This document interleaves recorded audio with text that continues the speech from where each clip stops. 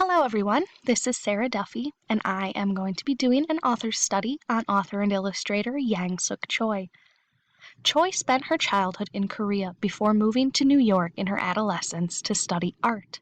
Her repertoire includes more than 12 stories on which she collaborated or independently wrote and illustrated. Choi's books have been included on the American Library Association Notable Book List, selected by PBS Reading Rainbow, have received the International Reading Association's Children's Book Award, and have even been acclaimed as Best of the Best by Chicago Public Library. When she's not creating, Choi shares that she loves to meet and play with children in her community and around the world. Local children in a shelter, the mountain children in the Himalayas, the orphans in flooded Cambodia, and the North Korean defector children are among her greatest teachers.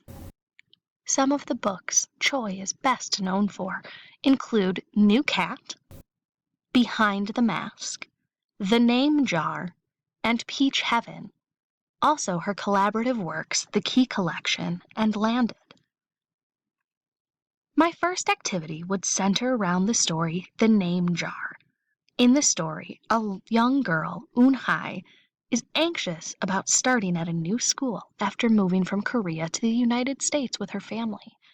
Eun-hai is worried that the students in her class will be unable to pronounce her name, so she decides to pick a new one. When a large glass jar filled with names appears on her desk, Eun-hai happily discovers that her classmates want to help. I imagine this is a struggle many EL students deal with, especially those with traditional cultural names. Therefore, in this first activity, students will choose a new identity. Each student will be assigned a country of origin, and they will have to select a new name for themselves based on the country they are assigned. As part of a class discussion, students will then teach their classmates how to pronounce their new names, and will reflect on how it felt to hear their name pronounced differently by different people.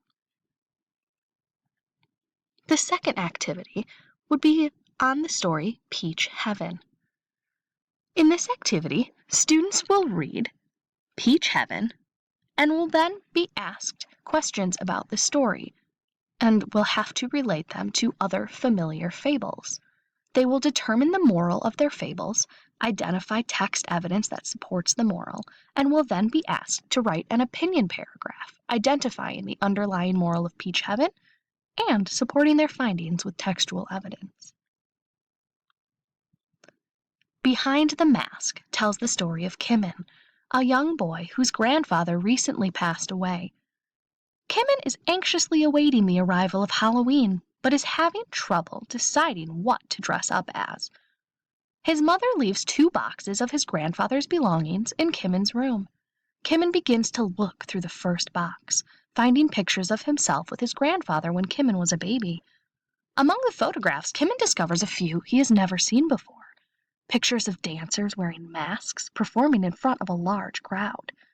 Could these be photos of his grandfather too, Kimin wonders? In the second box, Kimin discovers traditional costumes and several masks. As the story unfolds, Kimin learns the importance of honoring and remembering your loved ones even after they're gone.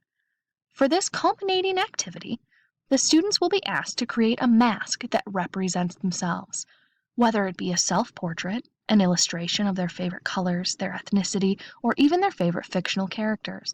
The project will illustrate how each student is different, but they are all beautiful and unique.